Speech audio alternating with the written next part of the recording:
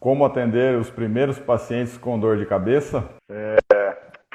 Doutor Hudson está entrando aí, tudo bem? Está me ouvindo em alto e Estou bom som? ouvindo muito bem. A gente agendou essa live aqui, né, Hudson? Como atender os primeiros pacientes com dor de cabeça? E assim, é um mercado, a gente volta a falar, que é um mercado ainda praticamente inexplorado no Brasil, né, em que nós temos aí uma oferta de pacientes, né, segundo o estudo de abril do ano passado, 52% da população sofrendo com dor de cabeça e profissionais que tratam dor de cabeça usando apenas as mãos, que é o nosso caso aqui, e exercício, como a gente vem falando, e às vezes as duas técnicas juntas. A gente, no Brasil, cerca de 170 profissionais que tratam dor de cabeça e fizeram a nossa formação. Então, sempre fica essa dúvida na cabeça do pessoal, assim, mas eu não tenho paciente com dor de cabeça, então como que eu começo a atender os primeiros pacientes com dor de cabeça? Então, aí a gente definiu esse tema dessa live, então falamos assim, vamos fazer uma live para o pessoal já ir se acostumando com os temas aí, e já ir se acostumando com a ideia de que dá para tratar dor de cabeça usando apenas as mãos, e a gente não precisa tratar dor de cabeça só com remédio, né? Já tem estudos comprovados que com terapia manual e exercícios a gente vai conseguir ajudar cerca de 75 a 80% dos sofredores de dor de cabeça. Então são números assim que impressionam pela proporção de pessoas com dor de cabeça que são maiores até do que os que sofrem com dor nas costas, né? Mas todo mundo trata a coluna e ninguém quer tratar a dor de cabeça, né, Hudson? A gente tem que virar esse jogo aí e trazer a galera pro lado da terapia manual aí, pro profissional não ser aquele profissional que só trata do pescoço para baixo. Não é mesmo? Perfeito. E o mais importante, pessoal, que é um mercado novo, né? Nesse universo de pacientes que sentem dores nas costas e dor de cabeça. Né? Para vocês terem uma ideia, nós somos os pioneiros, né, Ronaldo Prevelato? Fomos para a Europa buscar essa formação, né, com o papa da dor de cabeça, que é o Deon Watson, né? Hoje ele é considerado o melhor fisioterapeuta do mundo que trata dor de cabeça com as mãos. E a gente trouxe essa formação para cá para o Brasil. Então a gente sabe que quem chega primeiro sempre no mercado bebe água limpa, né, Ronaldo? Então quem está chegando primeiro agora vai ter esse nicho de mercado nas mãos para poder atuar, né, como se fosse realmente uma especialidade do profissional de tratar dor de cabeça. Então, pessoal, aproveitem, porque quem chegar primeiro realmente vai se dar de bem, porque a gente sabe que é um mercado novo dentro do universo da terapia manual, do trabalho com as mãos, né? Que a gente fala hands-on, né? Hands-on ou hands-off, dependendo da técnica que você for utilizar, mas é um trabalho que você vai utilizar, a princípio, as mãos, e o remédio vai ser o exercício, né? Que a gente fala, o remédio, eu brinco com meus pacientes que, vou te passar um remédio, que esse remédio não vende na farmácia, não ataca o sistema digestivo e ainda é de graça. Então, o remédio você pode utilizar concomitante ao trabalho da terapia manual dentro do nosso sistema de tratamento de dor de cabeça. Então, pessoal, realmente é um mercado muito novo, é um nicho de mercado que você pode estar aproveitando e entrando para sair na frente. Exato. E para quem está chegando agora, né, Hudson, que às vezes não ouviu a nossa história ainda, eu e o Hudson, nós somos fisioterapeutas especialistas em tratamento de dor de cabeça, especialistas também em tratamento de coluna e dor, né, que é o que a gente vem fazendo aí juntos, talvez desde 2009, acredito eu, né, entre estudo, Sim. Curso, congresso, esse tipo de coisa. E foi então que a gente percebeu, pessoal, que havia uma brecha no mercado aí de dor de cabeça, porque as formações que eu e o Hudson a gente fez traziam o assunto, abordavam o assunto dor de cabeça, mas de certa forma assim não se aprofundavam muito, né?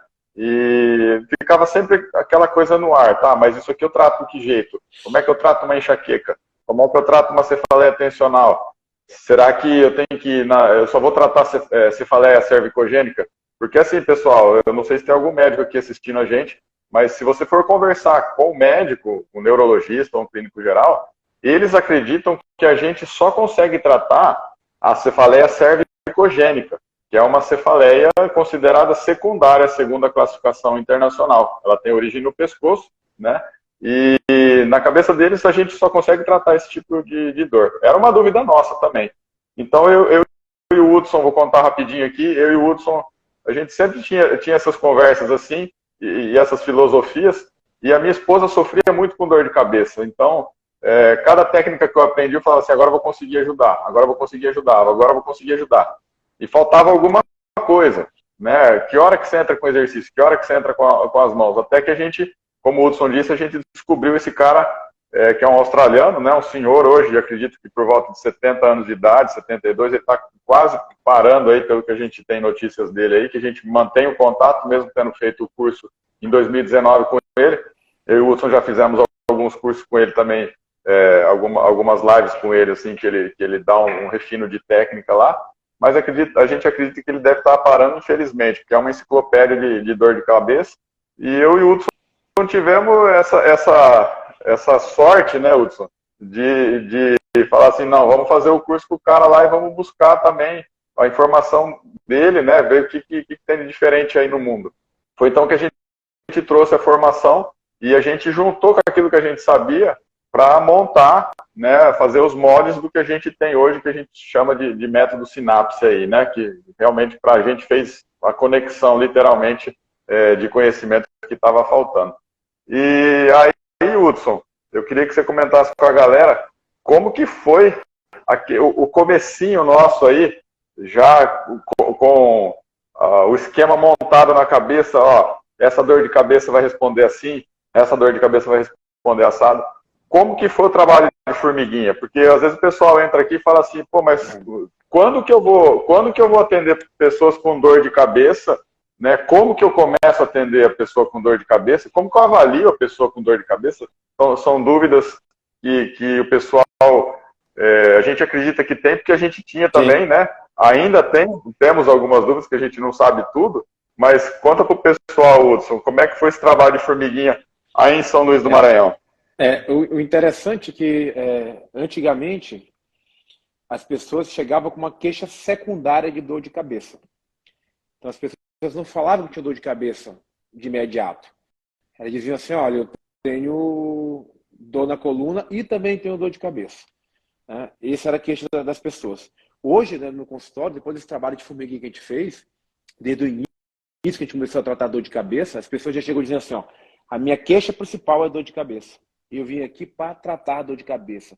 Mas, claro, pessoal, Ronaldo Privolato, isso não aconteceu da noite para o dia. Né? Até a gente se tornar referência nisso, foi um trabalho realmente árduo de formiguinha, como o Ronaldo falou. Porque muitas das vezes, o paciente, a gente perguntava para o paciente, você tem dor de cabeça? Ah, não tenho. Ok. Mas você conhece alguém que tem? Então, essa pergunta, ela era, eu digo assim, que são as PPS, né? São perguntas poderosas de sabedoria. Por que isso? Porque geralmente o paciente, ele conhece alguém que tem dor de cabeça. Ah, eu conheço a minha sogra, eu conheço meu pai, eu conheço meu irmão. Ah, tem um funcionário da minha empresa que tem dor de cabeça. Ah, tem o gerente da minha empresa que tem dor de cabeça. E aí, ó, fala para ele que eu sou especialista nisso, que eu trato dor de cabeça, que eu tenho grande chance de recuperar ou de tratar ou zerar ou melhorar a dor de cabeça do teu amigo, do teu paciente, do teu sogro, sogra e por aí vai. Né? Então, eu sempre digo que melhore um paciente. Você melhorando um paciente, esse com certeza traz outro. Eu atendi uma paciente hoje, também de dor de cabeça, e ela falou assim para mim, falei, quem te indicou para mim?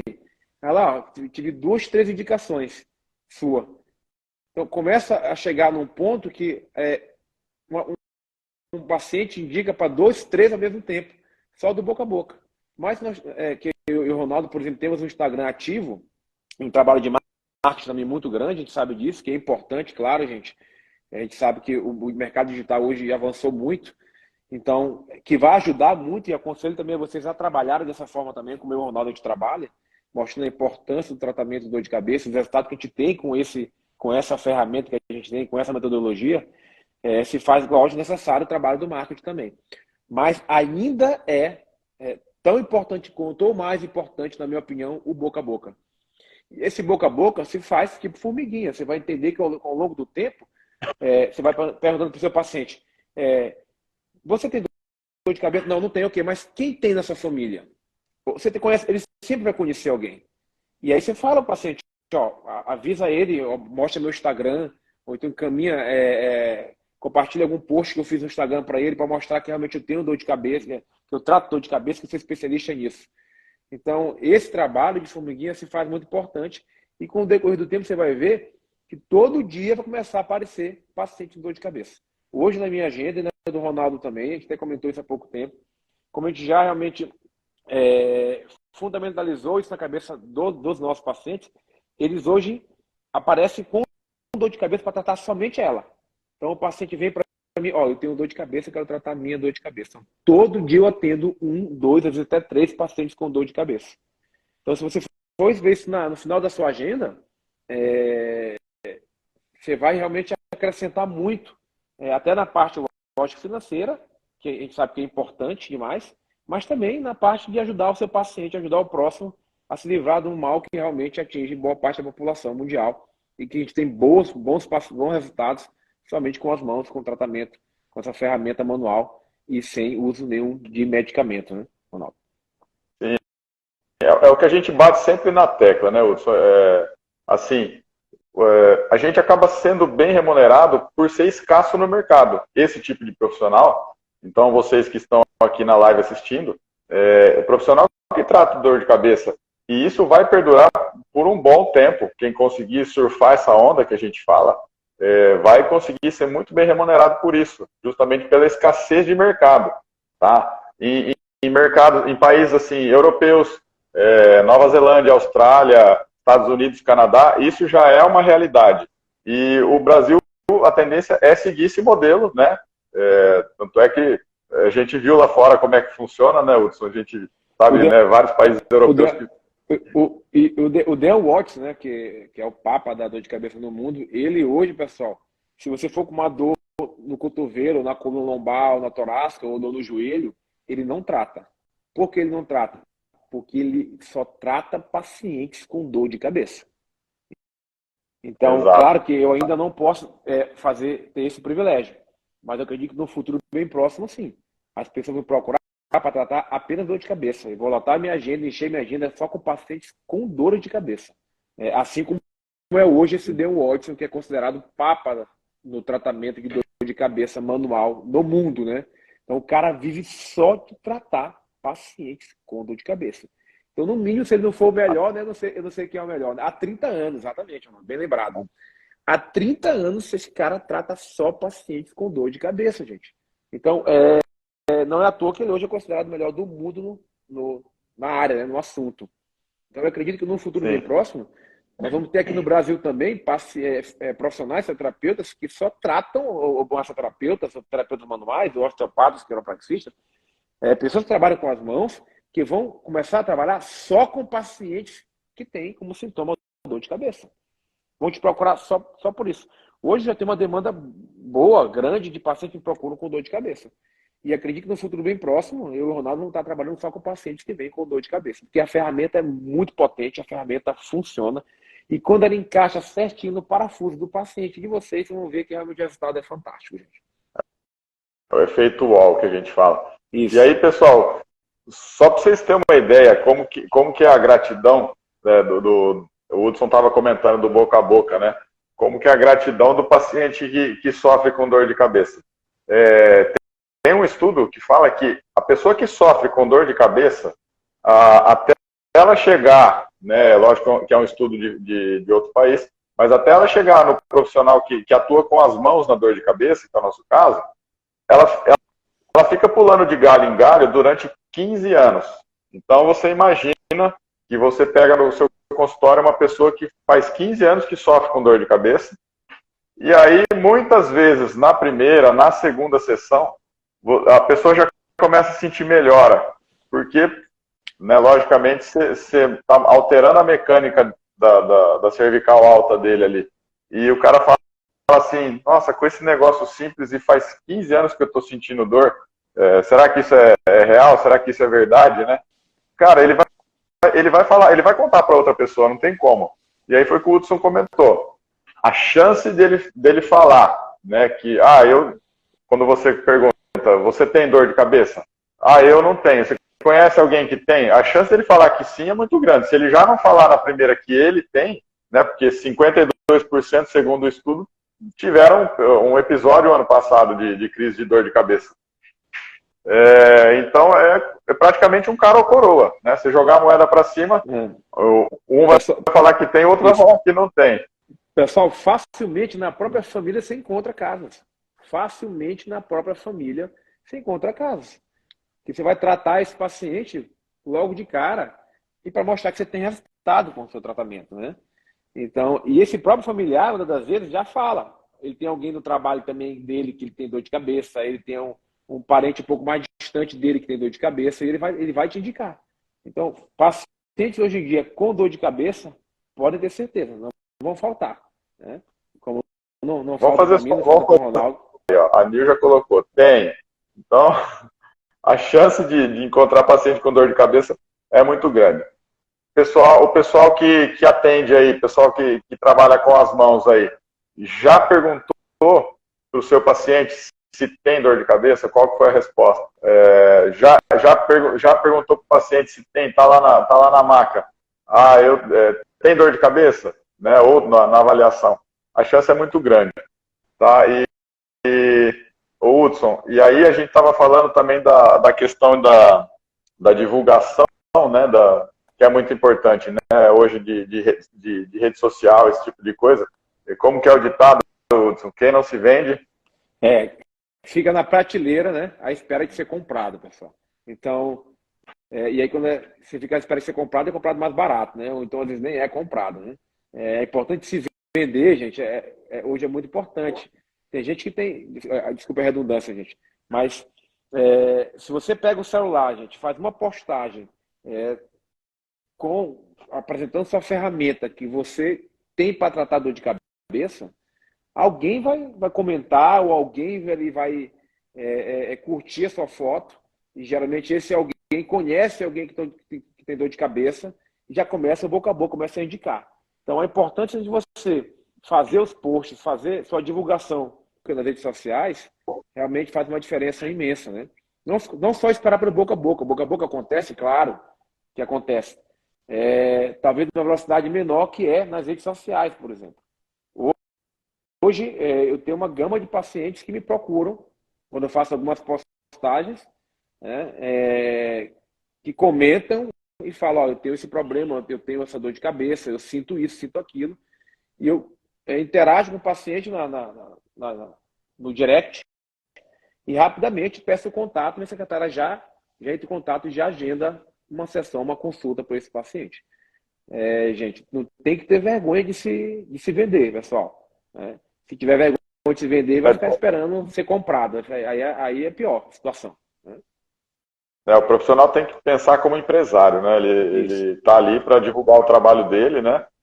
Eu também fiz aquela postagem do atendimento de criança, né? Uma criança que me procurou com 12 anos com enxaqueca. Você imagina essa criança, e ela está bem. Acho que vai mais um atendimento, eu vou dar alta para ela. Pois eu postei a foto com ela, um menino super bacana, postei a foto com o menino, já começou um monte de mãe perguntar, nossa, meu filho também tem, meu filho tem 15 anos também tem, meu filho não sei o quê. É impressionante. Isso a gente falando assim, só de postagem orgânica, né? Assim, fora impulsionamento, esse tipo de coisa que você faz o patrocinado ali para divulgar para mais pessoas aí.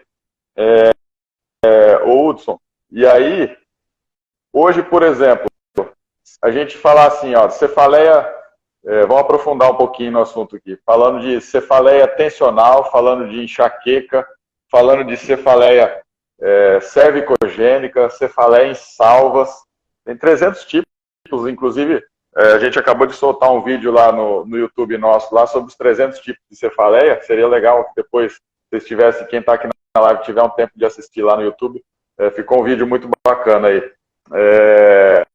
Qual a diferença, Hudson, Hudson, que você trata o paciente com enxaqueca, o paciente com cefaleia tensional. Você estudou os 300 tipos, e aí para saber o que você vai fazer com cada tipo, como que você faz, como que você faz seu atendimento aí em São Luís, Hudson? Conta pra gente aqui. Pois é, Ronaldo. Se existisse 300 tipos, né, realmente de dor de cabeça, como a própria literatura afirma e prega que tem, então teria que ter no mínimo 300 causas. E a gente sabe que não existe 300 causas de dor de cabeça. Graças a Deus. Exatamente. Aí fica mais fácil a gente tratar. A dor de cabeça, a enxaqueca, a cefaleia tensional, tudo dói a cabeça, pessoal. Concorda comigo? E todas as dores de cabeça, elas compartilham de uma mesma causa principal, que é o disjuntor, o botão da dor hipersensibilizado ao nível de C2 e C3. Na cervical alta do seu paciente, aqui no pescocinho do seu paciente, entre a segunda vértebra cervical e a terceira vértebra cervical, existe um disjuntor. Esse é como se fosse de uma casa, onde você pode ligar e desligar a dor de cabeça do seu paciente. Ali, existe uma musculatura que tem uma estreita relação com esse botão da dor, que é o oblíquo inferior. Que quando ela está hipersensibilizada, quando ela está hipertensionada, ela começa a estimular demais esse botão da dor. É como se fosse um fio desencapado na parte elétrica de uma casa. Começa a dar o quê? Curto-circuito. E esse curto-circuito vai por uma via, repercutir lá na caixa central da casa, ou seja, repercutir lá em cima na dor de cabeça do seu paciente, que é no tálamo, né? E de lá a informação sobe, desce para toda a cabeça, para informar a cabeça que está doendo. Então, pessoal, esse cara, o papa da dor de cabeça, Dan Watson, descobriu ao longo de 30 anos que existe esse disjuntor e que existe a possibilidade, com exercícios ou com terapia manual, de você dessensibilizar esse disjuntor, ou seja, você desligar ele com as mãos ou com exercício. E na nossa ferramenta, a gente ensina isso de diversas formas, diversas técnicas, diversos diagnósticos que a gente tem, que é dentro do nosso prognóstico e diagnóstico, de reconhecimento de padrões de diagnóstico, para você desligar esse disjuntor, né? Para você dessensibilizar essa dor de cabeça através de exercício e através de terapia manual. Não tem milagre, pessoal. A gente fala assim, não tem milagre. Isso são estudos ao longo de 30 anos, na nossa formação que a gente fez lá na Itália, na Europa, e que a gente trouxe para cá para o Brasil, na nossa formação aqui do método Sinapse de dor de cabeça. E é uma pergunta frequente, né, Hudson? Como existem vários tipos, 300 tipos segundo a literatura médica, né? Muita gente pergunta assim pra gente, mas então, se é só o núcleo cérvico trigeminal que está dessensibilizado, vocês tratam todas as dores de cabeça do mesmo jeito? A resposta é não, né?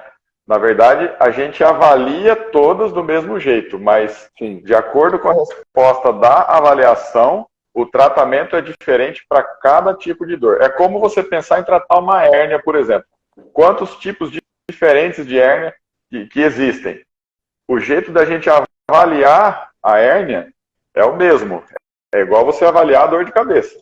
Mas assim, de acordo com o resultado da sua avaliação em dor de cabeça e de acordo com o resultado da sua avaliação para tratar a hérnia, é que aí você vai estipular o tratamento para o paciente baseado na sintomatologia dele, né? Então, que fique bem claro que, embora assim, existam vários tipos, o tratamento raramente vai ser igual, porque assim, a gente acaba se apegando, vamos falar de uma enxaqueca, por exemplo, a dor aguda de 4 a 72 horas, tem a enxaqueca com aura, tem a enxaqueca sem aura, alguns pacientes têm fonofobia, fotofobia, vômitos, enfim. Aí você faz toda essa avaliação. Na nossa avaliação, a gente pontua essas características de dor da enxaqueca. Porém, a gente começa a fazer outro tipo de pergunta. A sua dor é unilateral ou bilateral? Ela é bilateral. Qual a porcentagem? Qual o peso em cada lado da cabeça? 50% do lado, 50% por outro? Então, uma dor de cabeça simétrica.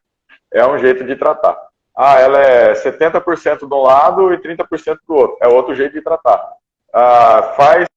Avalia os 5 pontos principais da cervical do paciente. Deu resultado? Mudou a área de dor? Beleza, é ponto relevante para aquele paciente.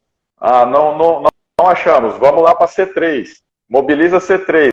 Ah, mudou a dor do paciente. É outro tipo de tratamento. Então, assim, embora... E você pode pegar isso com dois, vamos falar assim, com dois irmãos que tenham enxaqueca, e você faz as duas avaliações, elas são iguais, porém a resposta sintomática é que vai ditar o nosso tratamento. E uma pergunta frequente. Continua, desculpa. Continua. Não, pode falar. Pode falar. Não, e uma pergunta frequente. E uma pergunta frequente que a gente recebe durante o nosso curso, até no presencial que a gente tinha e agora no online, é como é que a gente faz para diferenciar, por exemplo, dor de cabeça grave, que é red flag, bandeira vermelha, né?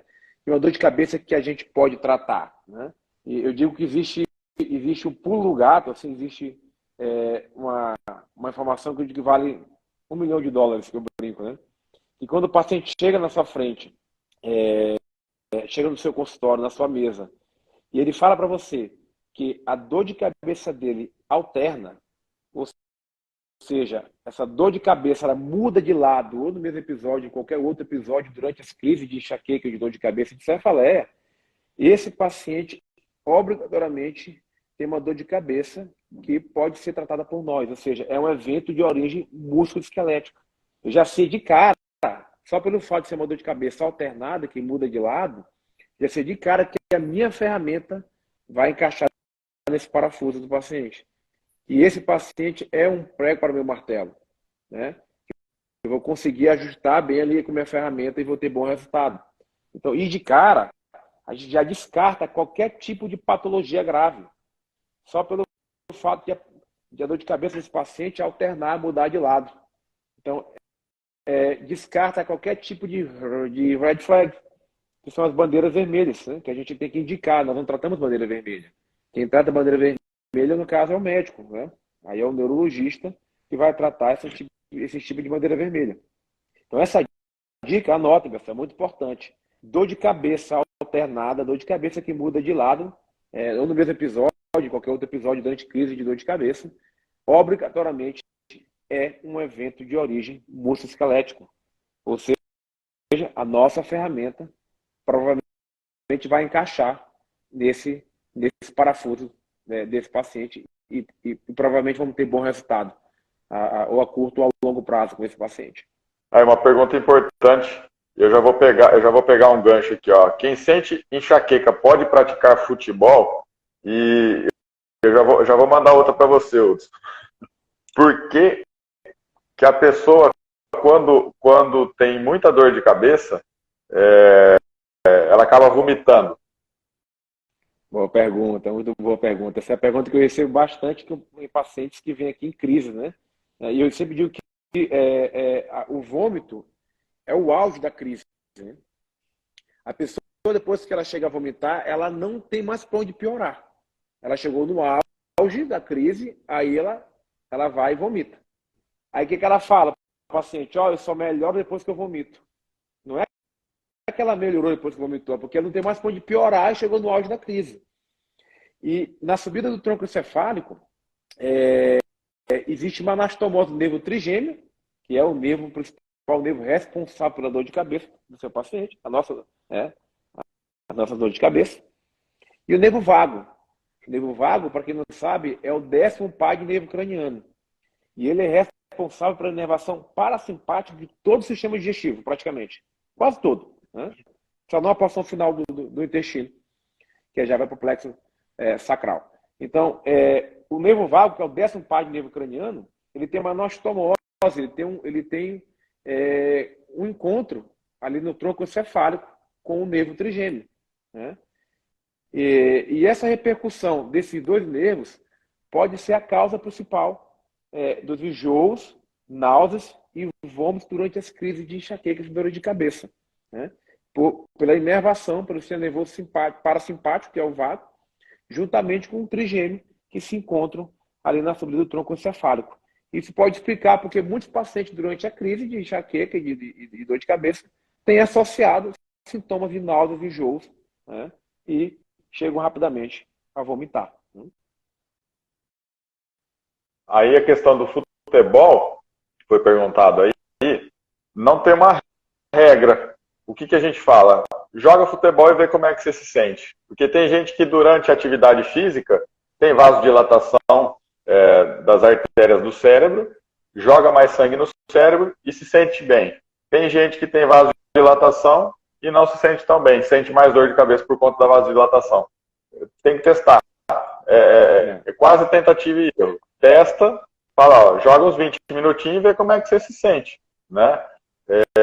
Tem vários estudos falando que o exercício físico para enxaqueca, ele ajuda. Eu vejo mais artigos falando que ajuda do que atrapalha o exercício físico para enxaqueca. Agora, de repente, se o cara ficar cabeceando muito a bola também, ele pode ficar com mais dor de cabeça. Então, eu acho que... ou se ele tiver muito trauma, né, durante o jogo, né, queda, bater a cabeça no outro, ele também vai ter. Exato. É igual a história do milho, né? Teve uma pergunta do milho. Uma vez a gente sempre... no curso da gente. Pode falar. E teve uma pergunta uma vez no curso presencial, aqui em São Luís, um aluno perguntou se comer milho poderia dar dor de cabeça, né? Porque tem vários alimentos que atacam, embutido, por exemplo. Às vezes tem gente com intolerância à lactose que ataca a dor de cabeça. Aí ele fez essa pergunta, se comer milho dá dor de cabeça.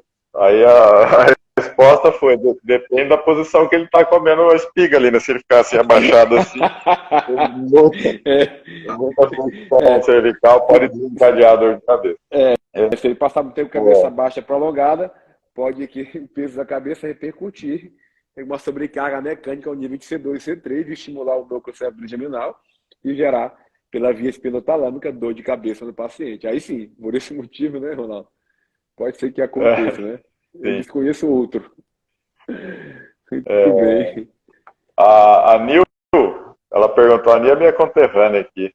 Ela perguntou o que fazer. Ó, toda vez que tem dor de cabeça, é sempre do lado direito. O Nil, provavelmente, teria que te avaliar, mas a chance de você ter uma resposta com mobilização de C3 é muito grande, tá? C3, entre C2 e C3 tem um disco ali, que é o primeiro disco da coluna. Às vezes ele é esse disco ele também é uma importante fonte de informação nociceptiva. Então pode ser que na mobilização de C3 você consiga resolver essa dor de cabeça aí. Precisaria te avaliar para falar com mais propriedade, né? Se você não tiver nenhuma dorzinha do outro lado, né? Se for só do lado direito, é a dor de cabeça bloqueada que a gente fala. Outras dúvidas que surgem bastante aqui, Hudson, com relação à hereditariedade da dor de cabeça, né? Tem muita gente que fala assim, você tem dor de cabeça? Não, eu tenho enxaqueca. A enxaqueca é um tipo de dor de cabeça, mas aí a pessoa fala assim, mas minha mãe tem, eu também tenho. A enxaqueca tem alguns componentes de hereditariedade, tá? Tem uma dor de cabeça que ela tem uma alteração no cromossomo 19, tá? Então essa daí é comprovada que ela é 100% genética, né? Hemiplégica familiar, se eu não me engano é o nome dela. Porém, a enxaqueca tem alguma carga aí, né, de hereditariedade, mas assim, até agora não se bateu o martelo, ver assim, qual a porcentagem de dor que é hereditária. O fato se você seguir as porcentagens, foi o que a gente comentou, se você perguntar, você tem ou tem algum familiar que tem, a chance da pessoa falar que tem um familiar que sofre, se ele não sofrer, é muito grande, né? Pela frequência e pelo número de dores de cabeça que a gente sabe que tem, os sofredores de dor de cabeça que tem. Outra pergunta que sempre eles fazem aqui pra gente, Hudson, eu queria que você comentasse, e aí quem já acompanha a gente mais algum tempo aí vai entender. A questão do movimento de retração cervical. Você entende bem disso daí, você tem um curso muito bacana de mobilidade, você entende muito bem disso daí. Tem dois tipos de retração. Retração generalizada e a retração com bloqueio de C2. Por que durante a avaliação a gente faz esse tipo específico, faz uma retração generalizada e uma retração com a C2 bloqueada. Qual é assim, a informação que a gente tem nessas diferentes retrações aí durante o processo de avaliação, quando o paciente já chega ali para a gente? A primeira coisa que a gente vê é a postura, né? Isso. Da cabeça do paciente, ver se o paciente está ou com retificação ou, né, com a cervical às vezes até invertida na curva. E por que desse abre-alas aí de retração que tirando o teste de C2, né? A retração é a primeira intervenção, vamos falar assim, que a gente faz no paciente com dor de cabeça. E qual é essa diferença da C2 bloqueada e da retração generalizada? Conta um pouquinho para a galera que está assistindo a gente.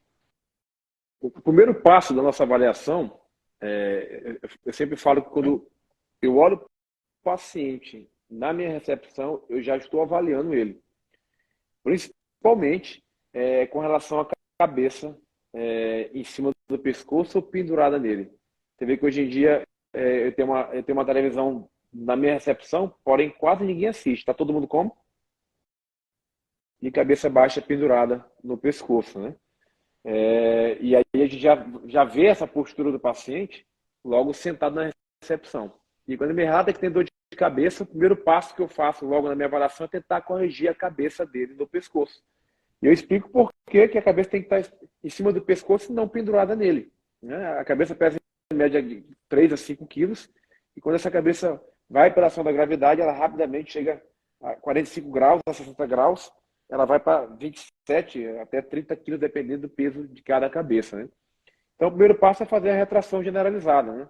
A gente sabe que a retração, ela abre um pouquinho o espaço entre o disco e a vértebra para tentar ganhar. E a gente sabe que nervo, ele é igual vampiro, né? Ele gosta de espaço e de sangue.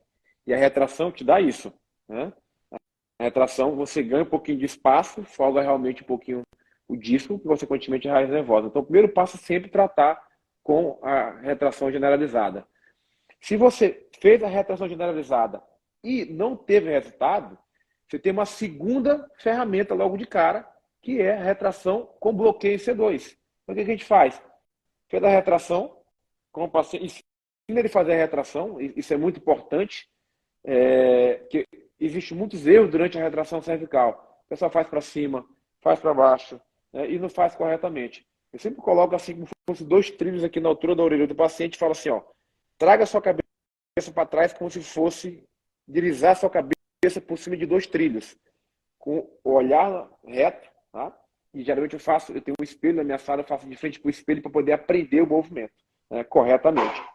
E aí você faz a retração generalizada. As séries são 4 séries de 20 segundos, por exemplo. E aí vamos ver se essa retração repercutiu o sintoma do paciente ou não, tanto de melhora, ou se manteve a mesma coisa, ou se o paciente piorou. Geralmente piorar é muito difícil.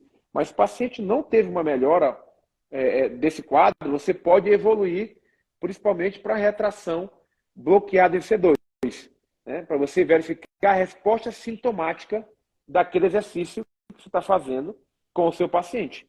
Saiu da retração generalizada, não teve resposta nenhuma, ok, eu vou agora partir, eu vou começar a sintonizar um pouquinho a frequência, igual que fosse num rádio que você quer encontrar a frequência correta. Daí eu já vou começar a cortar a tarde. O que eu faço? Retração bloqueada em C2. Eu pego um cinto, então eu vou com a própria mão mesmo do terapeuta, bloqueio o C2 e faço a retração, né? Então esse é o segundo passo após a retração generalizada. E quando eu utilizo ela, eu utilizo quando a retração generalizada não me deu nenhuma resposta sintomática do que eu quero saber do paciente. Não me deu uma resposta, eu passo para a retração bloqueada em C2. Lembrando que eu já fiz a avaliação de C2, já verifiquei como é que está a rotação de C2 para depois comparar após a retração. Então, a retração generalizada é o primeiro passo. A retração bloqueada em C2 é feita se a retração generalizada não me deu nenhuma resposta sintomática com relação ao caso desse seu paciente. Ok? Então, eu tenho logo de cara numa avaliação, e lembrando, gente, o exercício ele é tanto diagnóstico como tratamento. Porque se durante o exercício de retração generalizada, por exemplo, o paciente já me deu uma resposta favorável, ele me fala que a dor de cabeça dele melhorou, ele estava aqui, ou centralizou, ela diminuiu a área, ou ela diminui a intensidade da dor de cabeça dele, significa para mim que aquele exercício que eu fiz é a direção correta. Ou seja, sinal verde, mais do mesmo. Então, eu nem passo, por exemplo, para retração bloqueada em C2, porque naquela retração generalizada, ela já me deu uma resposta sintomática favorável. Vamos supor e imaginar que não me deu nenhuma resposta. Se manteve a mesma dor de cabeça do paciente, ou ele não piorou nem melhorou. Não me deu nenhuma resposta. E eu tenho uma outra ferramenta logo de cara ali mesmo, sentado com o paciente, que é a retração bloqueada em C2. Aí eu bloqueio a vértebra C2 e vou verificar a informação sintomática que o paciente me dá. Porque se eu bloqueio C2, quem vai se mexer durante o exercício? A vértebra C0, C1.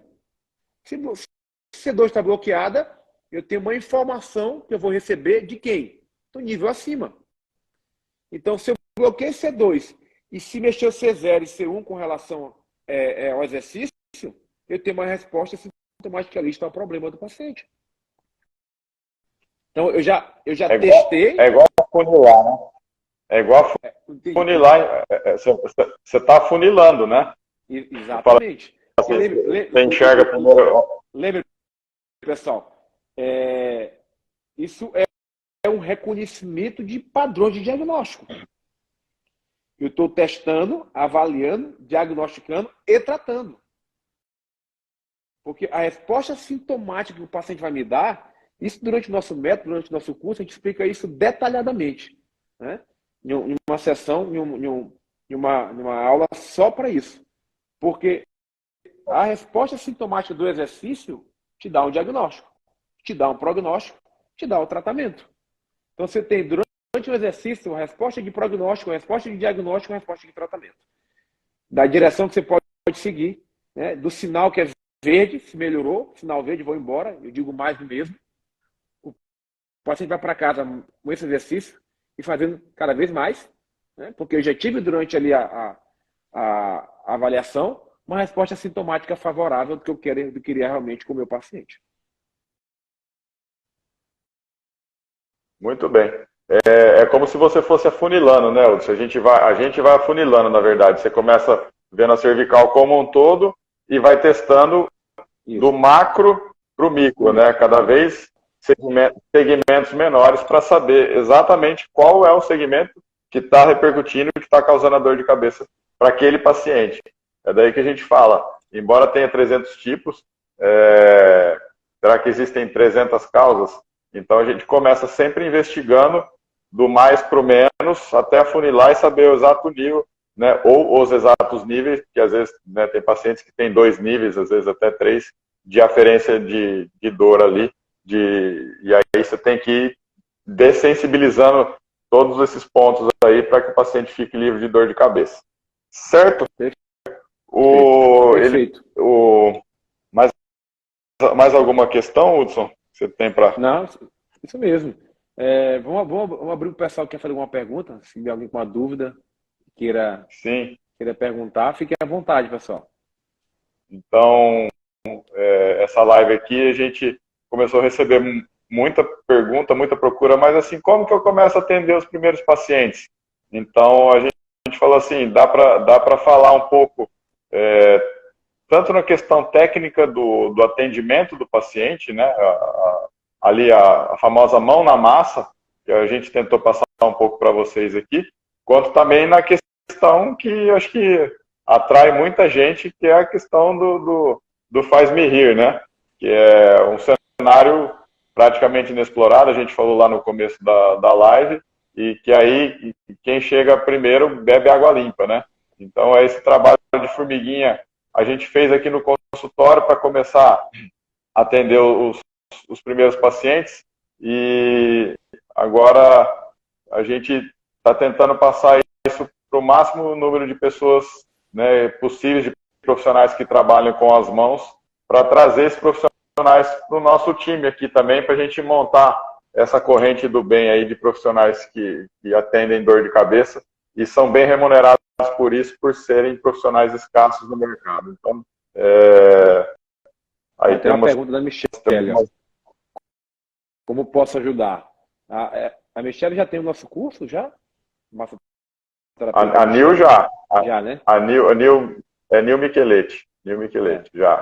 Isso. Ela entrou na última turma agora. Isso. Então Nil, já marca a avaliação dela e segue aquele passo a passo que está no curso, né? Da avaliação, desde a avaliação, do diagnóstico, reconhecimento de padrão de diagnóstico e o tratamento, né? Ó, o Douglas aí. Ô, Nil, aí prestígio, Douglas. Ô, Nil, qualquer dúvida que você tiver, você pode mandar aqui para mim, tá? Você é minha conterrânea aqui, eu te ajudo aqui, tá? Qualquer dúvida que você tiver, você pode mandar que a gente... Ana Paula Brizola, obrigado. Ronaldo, tem uma pergunta do QS Santos, ó. Dor de cabeça provocada por pressão alta, se a gente pode ajudar.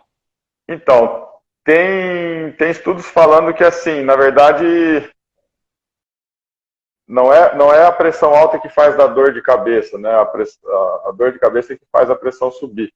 É o inverso. É igual a questão do vômito. Não é porque você vomita que você melhora, é que você vomita porque você chegou no fundo do poço, não tem mais como piorar, tá? No geral, se for seguir essa linha, você tratar a dor de cabeça, você vai conseguir, né, que a pessoa tenha menos dor e a pressão suba menos, tá? Para quem se tiver algum osteopata aí também, no nível da carótida aqui, a gente tem os pontos, os receptores de pressão, que dá para a gente estimular também, que daqui comunica lá com o coração, e você também consegue fazer a pressão não subir muito.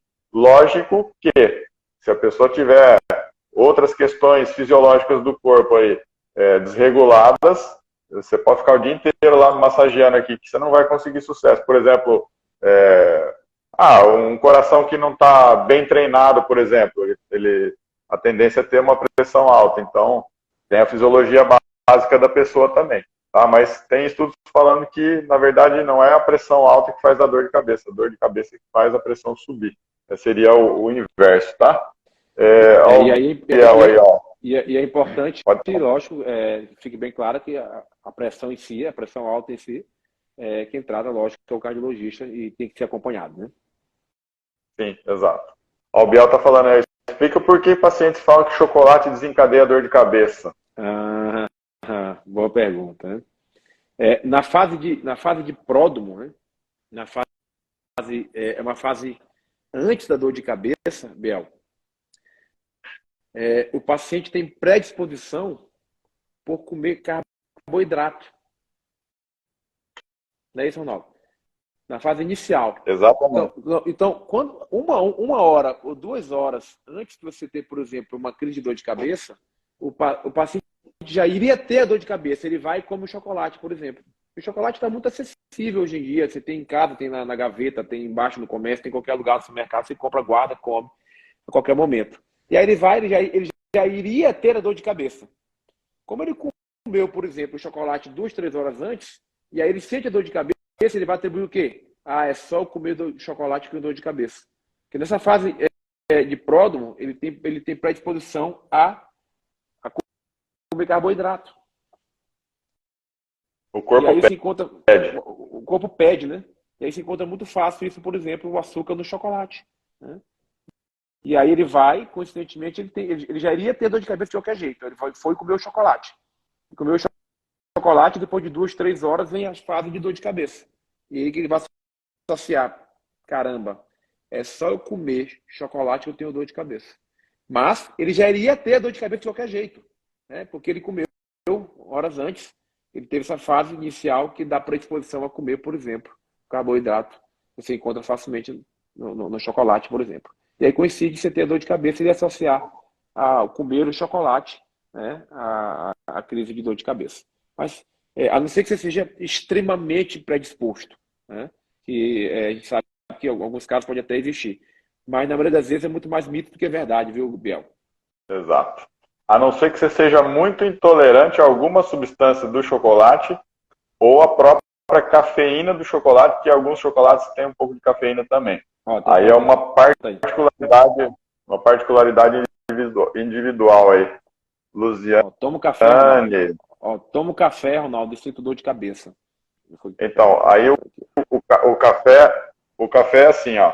Várias vezes já percebi que no dia que não tomo café, sinto dor de cabeça. O café também é igual do exercício da enxaqueca lá, né? Do futebol lá, que a gente comentou agora há pouco. A gente tem uma medida de 200 miligramas dia de cafeína, tá? Então, assim, se passar disso daí, é bom diminuir. É bom diminuir, tá? Uma xicrinha, por exemplo, de café pequena aí, tem mais ou menos umas 30 miligramas. Só para você ter uma base. Passou de 200, é bom você diminuir. Agora, o dia, você fala assim, o dia que eu não tomo, eu tenho.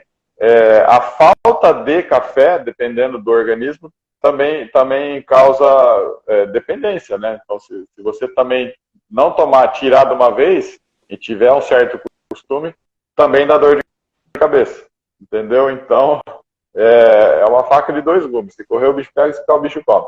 Se você tomar muito, passou de 200 miligramas, pode desencadear dor de cabeça. Se você não tomar, faltou no organismo, o organismo ficou pedindo dor de cabeça, ficou pedindo café, dá dor de cabeça também. E é comum, você vai ver os dois tipos de pessoas, tá?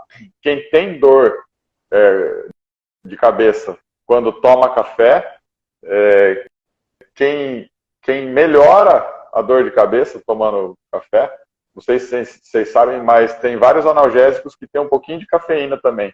Tá? Então a cafeína, para algumas pessoas, estimula, faz bem, para outras pessoas sentem dor. É bem uma coisa aí bem individual de cada um mesmo, tá? Muito obrigado pela presença de todos vocês, viu, gente? Obrigado pelo tempo de vocês aqui com a gente. Eu espero ter contribuído com o nosso conhecimento para ajudar vocês também no tratamento de vocês com dor de cabeça.